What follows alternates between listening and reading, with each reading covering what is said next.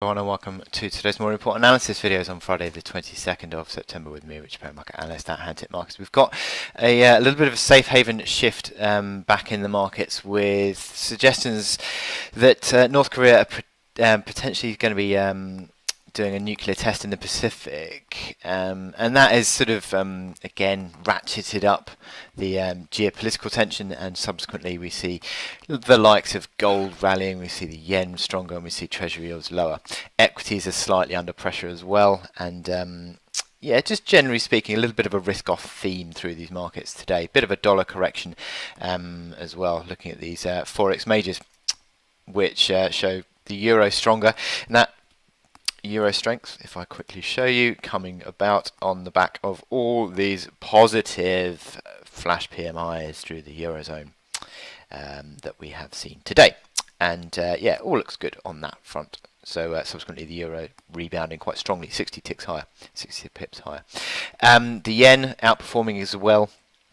48, 50 pips down on dollar yen, and just generally speaking, the dollar is under a little bit of pressure as these markets have sort of moved to take account of treasury yields, which have just dropped away slightly today on the 10-year and the 2-year.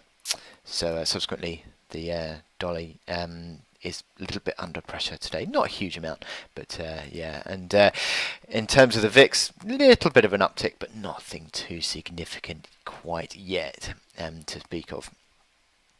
So, in terms of equity markets, last night Wall Street closed marginally lower, about 0.3%, back to 2,500 on the S&P 500. Still pretty strong, isn't it? Nothing really to get too concerned about quite yet on Wall Street in terms of a correction.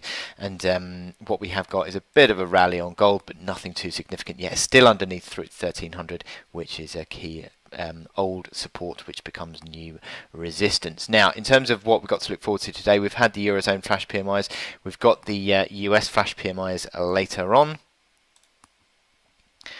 and expected to just mildly improve on the on the manufacturing, and basically just slightly tick lower on the services. So just sort of 6.5 dozen of the other, really.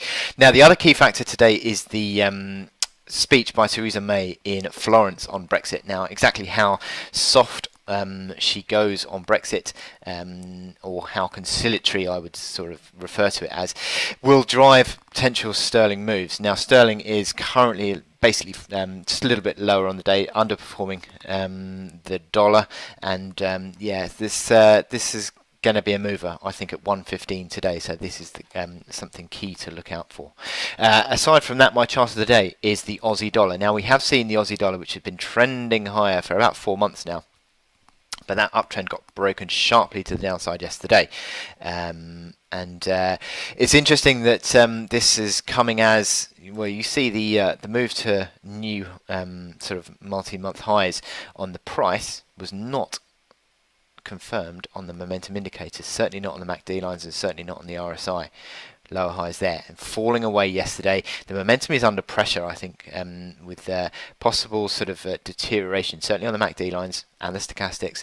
RSI below 50, breaking that uptrend. You could argue that this is a small top pattern completed as well, small little double top that would suggest that I think that this reaction low at 78.05 is likely, which is the August low, which is likely to come under pressure if the market sort of continues to roll over. So what you'd be looking out for is the likelihood now of a lower high.